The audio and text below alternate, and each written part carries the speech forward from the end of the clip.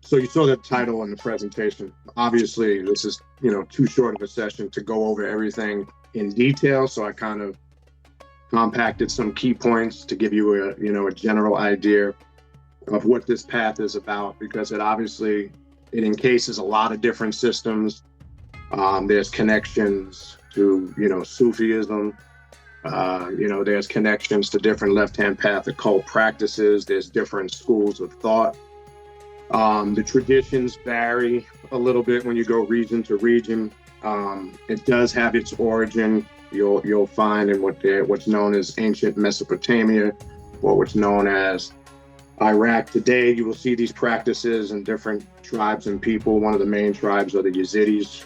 Some might know them as the modern day Kurds, right? And they refer to them, which I don't really care for the term devil worshippers, because that's usually monotheistic religious people giving those titles, because anything that is, non-conformist against their ideology, they always have these negative, quote unquote, connotations.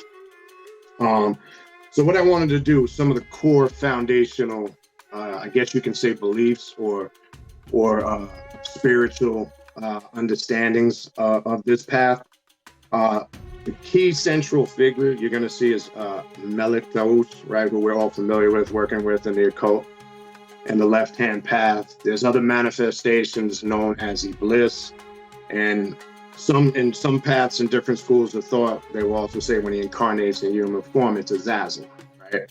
So there's a connection between all three. Now, how they function is a little bit different when you do the study and the research.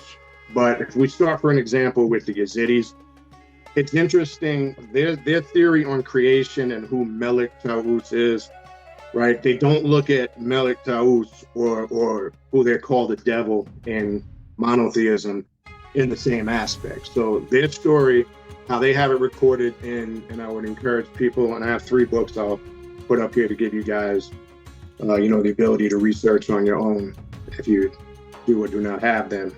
But in their sacred texts, the 2 main ones being the Jilwa and the Black Book. So they give you a breakdown of the origin of Melik Taus, how creation became about. And this is their concept of theory. So they believe that there was a creator that exists outside of 3-dimensional person, place, or thing. Doesn't exist in our realm.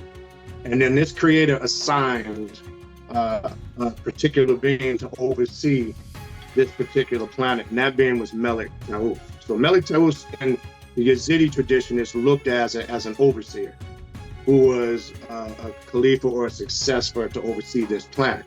He is not looked at in the same light how we might look at him in some occult circles, because it's not about, is this a positive or a negative entity, when you understand the totality of it. So to dig even further, there's 2 schools of thought where when somebody takes this path, you can take the path of the absolute, as they call it, or you can take the path of light, or as they say in Arabic, al-Nur, the light. Now, al-Nur, the light, would be a representation of the monotheistic God that we're familiar with in the Bible, who we might call Allah, Yahweh, Yahuwah, El Elo, Jehovah, God, Theos. So they teach that the individual, as they're birthed into this realm, has the option to take the path of the light, or the path of Allah, the monotheistic God, which is a path of slavery and servitude, right? Which is a path of conformity, and which is a path of servitude.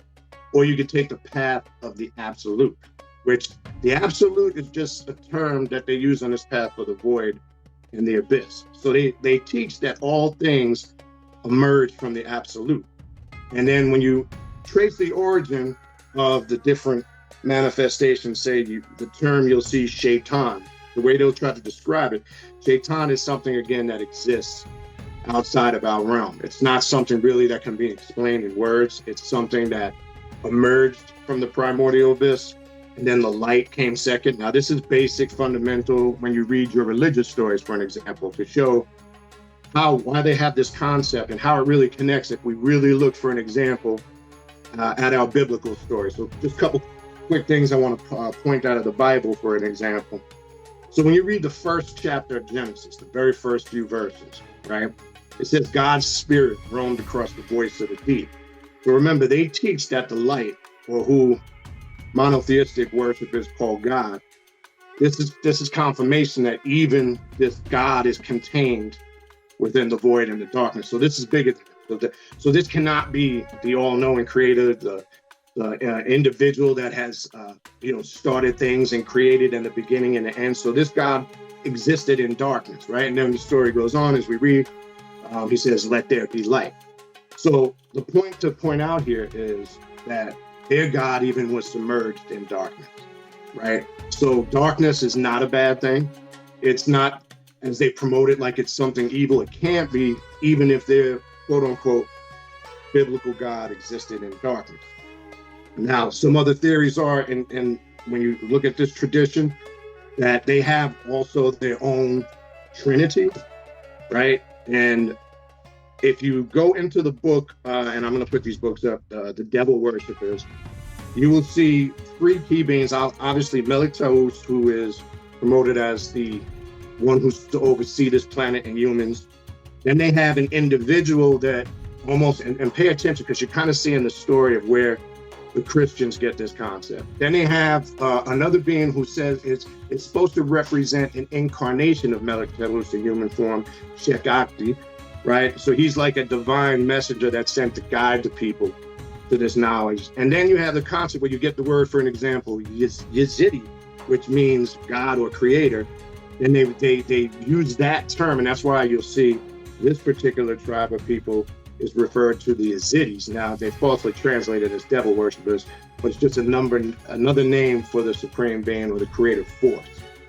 Now, we don't really look at that term Yezid as an actual entity. So the problem that it gets a little complex is people try to wrap their mind, because we're trying to understand some of these concepts through a three-dimensional way of thinking, which means we're trying to define everything by person, place, or thing. And you can't do that. It's impossible.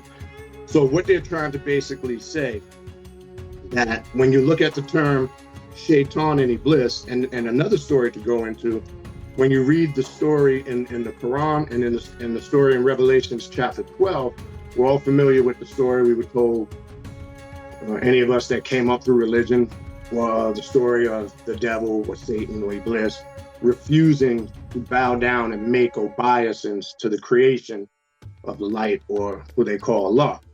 Now, we're taught in religion that was a act of disobedience, and hence we get the name Iblis, which means rebellious one. And then we read in the story in Revelations 12. Now, keep in mind, they also affiliate the concept of the dragon with the absolute. Now, in Revelations chapter 12, it says Michael or Michael and his angels fought with the dragon and his angels. And it says, in the dragon, that great serpent, the devil, was cast down to earth. And I know I'm going to be a little bit all over the place, so follow me and take notes. Now, because when you're reading your Bible, everything is not in chronological order. So Revelations is talking about something that's happened before religious creation. So then we see the serpent in the garden, and we see the story where the serpent comes to who they call Eve, right? And they'll teach you in religion that she's being enticed to eat this forbidden fruit, which is not literally fruit. That gets into a whole nother story.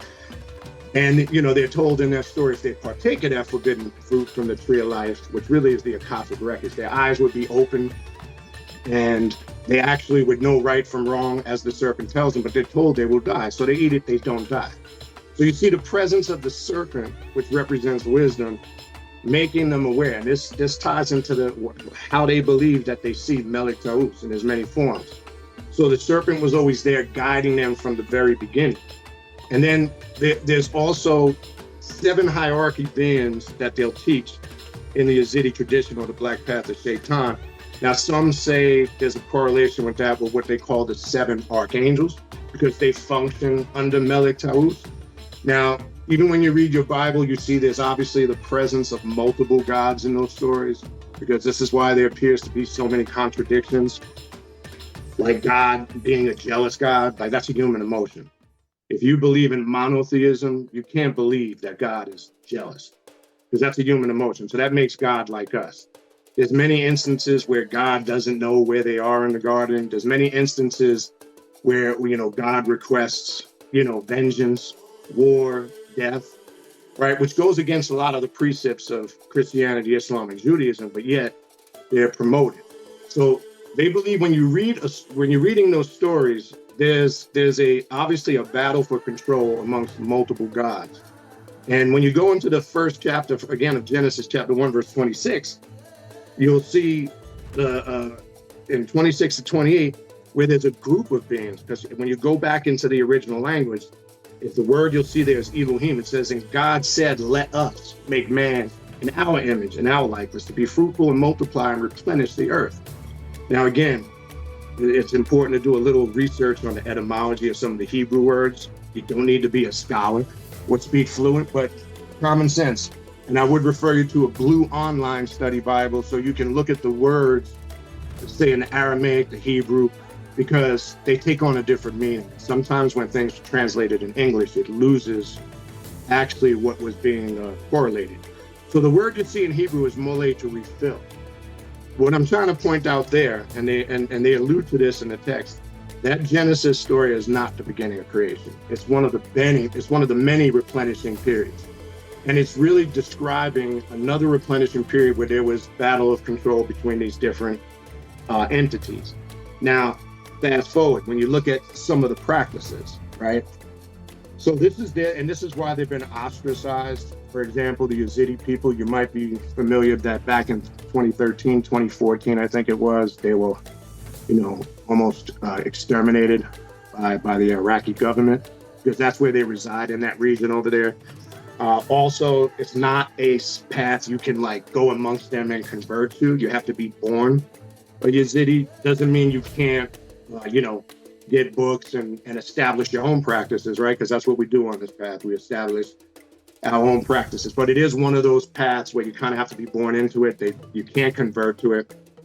So this is a lot of the information. This is just some. I mean, there's a lot more. I mean, I'm just giving you some of the key points because there's some other stuff I want to get into.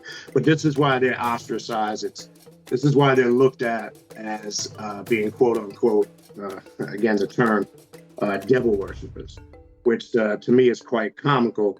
So they kind of go against the norm in reference to a lot of things that mainstream just doesn't accept. Now, what are some of the practices, right? If say an individual wants to embark on this path and they want to do some of these spiritual practices that are defined with it. Well, let me just first throw up a couple of books I would suggest you get to give you a good foundation. The first one is Devil Worship, and I hate that word, The Sacred Books and Traditions of the Yezidis, all right? And I'll give you the name of the author, Isya, I-S-Y-A, Joseph. Again, Isya, I-S-Y-A, and last name Joseph. It's a very good book. Another one to reference you to, and this is just written by a publishing company, and I want to run into this next. This is Martinet Press, M-A-R-T-I-N-E-T. That's M-A-R-T-I-N-E-T Press. And there's two books by them. One is The Devil's Quran, and the other one is The Black Path, right? These two books will give you good ideas if you want to establish some practices. So what are the practices? Now, you will see this path can be confused because if you look at the culture, the tradition, the dress, some might mistake them for being Muslim or part of some type of tradition, Zoroastrianism. They've been confused for people that practice that. So obviously there's an influence of the culture of that region when you look at their dress. But don't be fooled, it has nothing to do with Islam or monotheism on that level.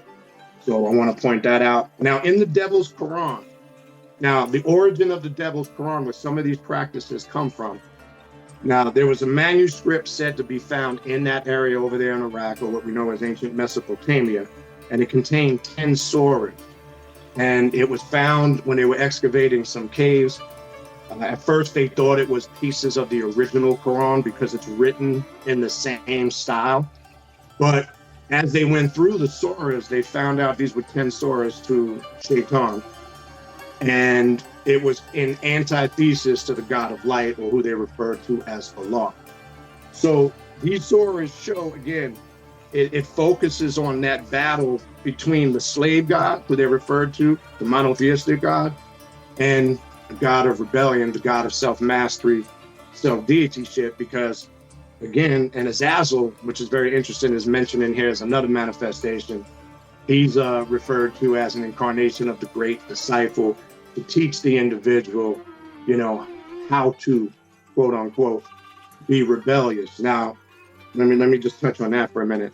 As I said, in that story of creation, where Iblis refuses to bow down, in the Black Path, we look at that as a test, and that Iblis passes the test because he was not supposed to bow down, which in religion, it's taught the opposite. Like I said a few minutes ago, that's taught as a great form of rebellion. So that being cast out, really the descent was the great ascent, as they teach. He was not supposed to bow down. And this is obviously completely in reverse to what's taught in the biblical and the Quranic text. So these 10 surahs show you ways of how to, and I like to use the term, be on a path of self-mastery, not the path of mental slavery and indoctrination. And in it, there are ritual practices. And so I want to just go roughly through, and I will watch time to make sure, you know, and if anybody has any question at any time, feel free to interject or raise your hand anytime you feel. So some of the practices are first in this book, and then I'll quickly get to some of the other practices. I don't want to say prayer because there's a form of, I call invocation or connecting with Shaytan or Iblis in here. As you know, like the Muslims have their own form of prayer called Salat, that they make 5 times a day in accordance with the movement of the sun from daybreak to sunset. This has a system in here for 3 points, and there is a connection there with the sun, but not in the same manner. But you're not worshiping some spook deity that exists somewhere in the sky sitting on a throne. You're connecting with, because they also believe that because inside of us is that we are created of humans, that the essence of this creator or this God we're seeking resides within us. Now, the Bible even confirms that in their creation story, because it says God breathed into man the breath into his breath of nostrils, the breath of life, and man and women became living souls. So the vital essence of the creator, regardless of what perspective you're coming from, whether that's the religious ideology or we're coming from a more occult left-hand path perspective, the God or the creator we're looking for has been residing with us from the very moment of our manifestation into this realm. So it's teaching you to look, how do you connect with the creator within?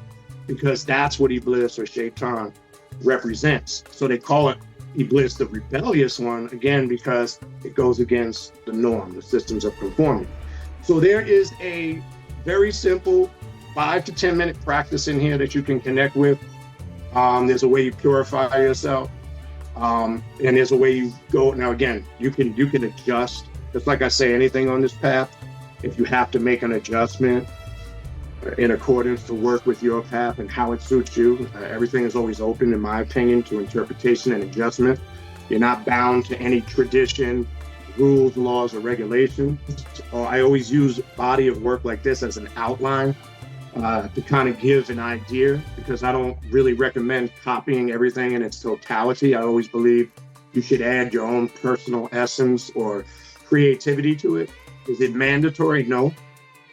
Does that method work for everybody? No.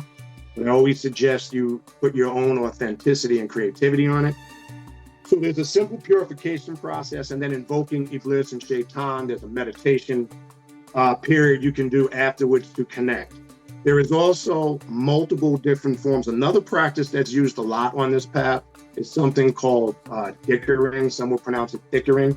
And they do use, like you see, the traditional. This is why some people can confuse some of these practices with Islam, because they do use a similar set of beads that you see called the thicker beads, or the Sufi prayer beads, Muslim prayer beads, where you have different names. For an example, if you go into the Devil's Quran, one being, there's mantras you would use the beads, like Ya Shaytan, for an example. You can do that 1,000 times, and that opens you up to the spiritual realm and the mysteries of Shaytan. There's ones you can do for, just like we do on the occult, there's dhikrs or mantras, for destructive work. There's also work you can do if you feel like, quote unquote, you have personal things you need to work on as far as yourself. So there's thickers for pretty much any aspect you can think of as you would develop ritual work. Now, mantras itself and dhikiring is two different things. They're similar, but not. Now you will see also there are a lot of mantras or phrases in the languages of these cultures that are done in a mantra-like fashion to induce states of possession, which I would encourage. I always encourage people, if you do any rituals where you bring on voluntary possession, especially depending on your level of experience, and then I'm gonna get into the initiation aspect, you should always make sure you're guided by somebody, or you have certain individuals there when this is done, because when full possession is done, that's something, especially in the beginning stages, can be very intense. I don't recommend you try to do it at first by yourself. I would, again, make sure you're in a group in the right setting, people who obviously have your best interest in mind, because it can be a little unpredictable what happens. So there are mantras to induce states of possession. There are mantras to induce states of healing. There are mantras just to increase your knowledge, your wisdom, and understanding, whether that's hidden gnosis of yourself, about creation, about life and death, about the void and the abyss. If you're looking to go full-fledged, immersed in there and uncover that hidden gnosis. And the mantra aspect of this path is used because that's used in a lot of ritual work. I personally use it in a lot of stuff I do across the board, not just in this path, because the concept of mantras and chanting, they're connected, but they're not quite the same. When you are chanting mantras, especially in ancient languages, Semitic languages, even more recent ancient languages like Old Latin, etc., these languages have certain sounds, tone, vibration, and frequencies. Now, unfortunately, the English language, which is the baby language on the planet, and it comes from every other language that preceded it. And all you have to do is go into a dictionary and look at every word in the English language. It comes from the old French, the old German, the this, the that. It's not the same thing I find when you do your rituals in English. Now, I always suggest you learn rituals in your native tongue first, but I believe if you are doing a ritual on a certain path, a certain culture or system, I do believe at some point you should do the rituals in that language, because it takes on a whole different significance. So when mantras are done in those ancient Semitic languages, it creates a certain vibrational frequency. So to induce transcendental states or possession, when one is raising their vibrational frequency and making themselves less dense, this is when many things can transpire. Like we've all done mantras or chanting, and if you're doing it correctly in your correct tone, you feel that tingling at the bridge of your nose. You can kind of feel, the tingling right there, what they call the brow chakra or the third eye, whatever term you want to use. And then when it's done in a group, and what they do, a lot of these mantras in group ceremonies, you start, when everybody hits in unison, they hit a certain cadence in unison, it starts to feel like there's a million people in the room with you. There could be 5, 10, 15. But when you open that porthole, because what you're doing is, as you are tapping in through that tone, vibration, frequency, and cadence, and once unison is hit, it's like opening up a porthole, and then you are inviting these different demons and bands, even jinns. I'm gonna try to get to that time permitted. Now they are amongst you in this ritual or ceremony you're doing, and this is when possession can happen. And possession can happen when you are vibrating at that frequency and becoming less dense. It's thought your crown chakra opens, and these whole light beings are able to enter in through your crown, and this can induce full body possession if the person has prepared themselves correctly. Now, they don't incarnate in individuals. When I say you need to be at a certain level, meaning you've had to work on yourself, like the good and bad aspects of yourself, your weaknesses.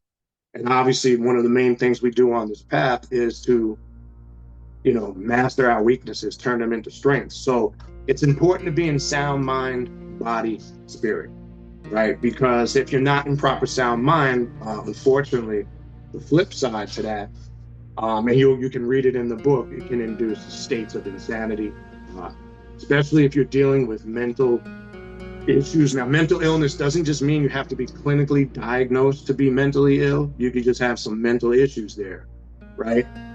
And some people, unfortunately, embark on spiritual systems and rituals and paths, and maybe they haven't worked on themselves. And I always stress the importance of being in sound mind and sound body. Now, that's a dialogue that opens up doors to many other things. How do you know, right? What if I'm dealing with stuff and I don't know? That's a whole nother conversation. There is a way to approach that. But if you do know you have problems, I just also want to put out there, you should definitely be cautious of that and possibly maybe not do that, at the moment. Now, the book talks about some of the dangers of that. So that's something you can, look further into with time permitting here, not to take up too much time. Now, also you will find in some of the practices and traditions, there's different schools of thought. And a lot of these schools of thought have what they call sheikhs over them, or masters who have been initiated. Yes, these schools of thought have actual initiations. Now, outside of the Yezidi people, some of the schools of the sheikhs, people can, if they decide, you can find a sheikh and convert. I don't even know if that's the right word, or embark on this path, because convert to me comes off as religious, but you get my point. So initiation is a key component to be fully initiated into the mysteries. I will say this though, if you go the path through the schools of different sheikhs, like the ayahuascas are probably one of the most popular, sheikh or schools of thought that deal with this. There also is a lot of animal sacrifice involved. There's a lot of blood that's dealt with. So I would also make an individual aware of that. Just like in any other tradition, there's a ritualistic way that is done. Just like, in those traditions, an individual has to be initiated in what they call the initiation of the knife, to slaughter and kill animals correctly. You'll know over there in the East, whether it's amongst the Jews or the Muslims, they have something called kosher and halal, meaning the blood is fully drained from the animal and they're killed in the proper way without being tortured or harmed. So I want to put that out there. So it can get a little graphic with the animal sacrifice if you are in a school of thought like that. There's also, just like we do on this path in certain rituals, we draw some of our blood. So blood is a key component in connecting with the spirit world on this path. It's used as offering because they believe, just like other ancient systems say, or even in African traditional religions, that things can be offered up into the blood to the spirit. That's the reason for animal sacrifice, and it's important to understand that it's not just done, obviously, for just random reasons. So you can be initiated in different schools of thought that have elders or sheikhs over them, which is a little different from the Yezidi tradition, because the Yezidi tradition is something that is considered something that's genetic or genealogy, because they believe that they were a superior race of people that were direct descendants of Melek Taus. So that's why they believe you have to be genetically born into their people. But there's other branches, schools of thought, as I'm talking about now, that are branched out for this, that you can be initiated into. The other element I want to quickly incorporate in here, and then before I get to the Jinn, I'm watching the time and then we can have an open discussion. Another important, like when you look amongst the Sufis, if you're familiar with some of their practices, their methodology or their concept too is connecting with the oneness of the Creator. And again, it's along the same concept of bringing the divine out that exists within. And Sufism, as you know, on the surface, most people think they're Muslims too, and some of them are on the surface, but depending on where you travel, there's certain countries in the Middle East that look at the Sufis too as heretics, or like the Yezidis, because in their sacred practices, it has nothing really to do with monotheistic religion. as you probably have seen, I'm sure most of you are familiar, like with the swirling dervish, how they do certain, you can call them dances, but they're more ritualistic. This is how they induce, possession, or, higher states of tapping into the creator. Now, you also see practices, something that they do called bowing and dipping. And they do this also in the Black Path of Shaytan, where they'll form circles. And an individual will place their right hand to the shoulder on the person to the right, and their left hand around the waist, and there's usually a sheikh in the middle. And they're doing different mantras. As they're doing it, they're swinging from side to side, and they bow, and they come up and dip. They bow, they come up and dip. And it's very powerful if you've ever done it or experienced it. It's very similar to what the Native Americans do with their rain dance. It's something called creating standing column of waves, SCWs. They believe you can draw down, literally draw down, the very presence of the creator by creating it. It's like creating an energy force field. Now, again, the best way I can put it in human words, when you participate in it and you actually experience it and feel it, it's just you really can't put it into words. It's one of those things you need to experience. And it's like if something else is almost guiding you, something outside of yourself. When I say outside of yourself, like you've tapped into something that's not some mortal force. And just when you see how it works, it's something that kind of blow you away. That's something you'll see practice in this path, but that also is something you will see the Sufis utilize. Now, there is something also called, you might hear people refer to something called dark Sufism. And that's just, leaning closer to these practices. Now, there are different levels of degrees of Sufism too. Some stay more close to maybe Islamic principles or practices. They stay more in that area, but you have orders like the Order of the Assassins. Another good book I would throw out there that I don't have in front of me is James Wasserman's book, The Assassins. He goes into some of those darker Sufi orders. You've seen this in movies like The Prince of Persia. The assassins, they wear all black, they wear the veils, and they kind of tapped into the dark side of things. And that's where you get the term that one, essentially what the path is about, that one must go into the dark to do the work of the light. So what does that mean? So an individual that works this path knows that the light that exists in the darkness is intellect or knowledge. So in order to obtain true knowledge, it starts in the darkness first. That's why I made that reference to the Genesis quote. So even the light, who they refer to, whether they call him Allah subhanahu wa ta'ala, Elo, Yahuwah, Yahweh, Jehovah, even that light, as it says in Genesis, was submerged in darkness. Right? It says the Spirit of God roamed across the void and the deep. Right? And that's talking also, there's a connection there with the chaotic waters, the dark watery abyss, which is a similar concept you see in ancient Egypt called the chaotic waters of Nun. Right? Which really is symbolic, because really that chaotic waters of Nun represents when a man ejaculates into a woman and all the sperms are racing, only obviously the ones that make it that form life. So it's a chaotic race, the life, and that gets into something else, because it's talking about the Ogdoads and the water beings and the reptilians. That's a whole nother story. One other thing I want to get to, and again, I know I'm jumping around because time permitted, because it's impossible to get through all this in a short period of time. There's also a lot of work with the Jinn, and it gets intense with the different classes. There's one specifically by name. One that stands out to me on this path, and it's basically, there's one called Layla Ayata, right? Who really is Lilith, because you're taught on this path she's one of the wives of Samael. Now, the Jinn are looked at in this path. There's different methods of working with the Jinn, but the Jinn on this path are looked at deities, individual entities that are propagated for specific reasons. They can be utilized for sex magic. They can be utilized for prosperity. Obviously, certain classes like the Ifrit can be used for destructive magic, sorcery, and witchcraft. So they have a whole system too, to sum it up quickly. It's different names, and they are invoked through different methods. Could either be through offerings, group ceremonies, invocations, mantras for extended period of times. All those practices are used.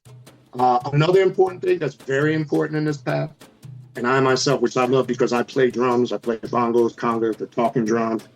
The drum is one of the key components on this path, and music is very important in the ritual work, especially group rituals.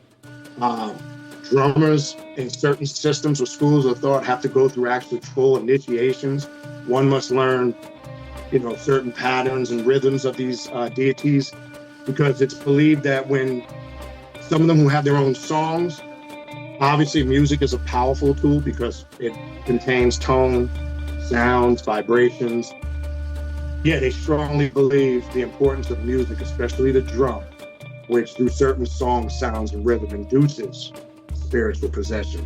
That is very similar to, say, traditions such as Budon, Ifa, Santeria. So like at tamburs, the drum is always used. And there's a group of drummers called the Bata drummers. There are 3 drummers who play at these rituals, and they're initiated. They have to go through a whole process. So music is also, in the drum especially, and knowing certain actual songs, which they have over these rhythms. There's certain mantras that are chanted in a song-like fashion. And a lot of this is important to embark upon and engage. And yeah, these are some of the key components. So without taking up the whole presentation, I'll leave some time for dialogue and question.